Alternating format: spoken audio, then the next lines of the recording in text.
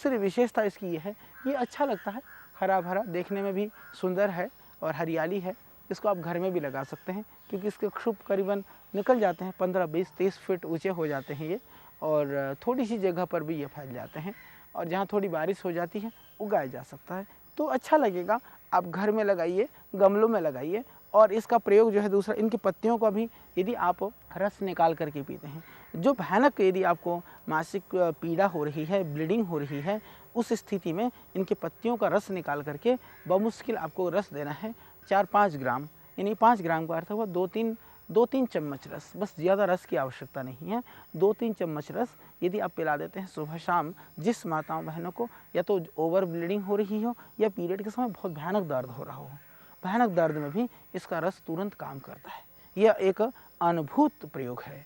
तो पीरियड के लिए ये इतनी बढ़िया चीज़ है कि बस आप पूछिए मत। और जिन माताओं बहनों को जिनकी रिपोर्टें तो नॉर्मल हैं, फिर भी उनको इश्यू नहीं है, बच्चा नहीं है, संतति के अभाव में जो गृहस्थ वाले परेशान हैं, हालांकि पुरुष को यदि विकृति है उसके लिए दूसरी औषधि है, उसके लिए भी उपाय है। उपाय संसार में मैं समझता हूँ मृत्यु का कोई समाधान नहीं है, बाकी रोकूंगा इस दुनिया में समाधान है।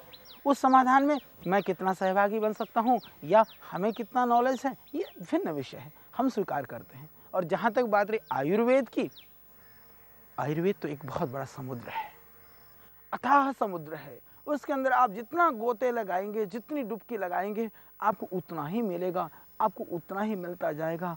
अनंत रत्नों से भरा हुआ है ये आयुर्वेदिक हमारा खजाना। हम उठने से लेकर के सोने तक, वो जैसे परमात्मा की स्तुति के लिए हम साधक लोग कहते हैं ना कि प्रातः प्रभृति सायंतम सायंदि प्रातरंततः यत् करोमि जगन्माता तत्सर्वतः पूजनम। सुबह से लेकर रात तक जो भी करूं प्रभु वो सब तेरी पूजा हो। मैं तो कहता हूं सुबह से लेकर शाम तक जो कुछ भी हम अच्छा करते हैं वह सब हमारे आयुर्वेद में पहले लिखा हुआ है।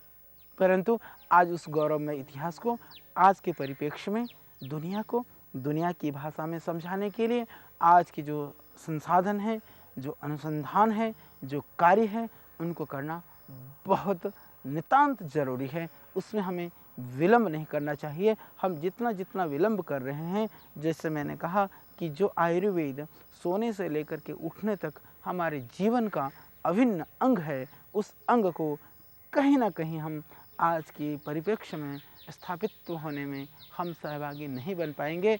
तो जिसके पास जो साधन है, जितनी शक्ति है, जितनी ऊर्जा है, जितना समय है, आप इस योग और आयुर्वेद के मिशन को बढ़ाने में निश्चित लगाएं।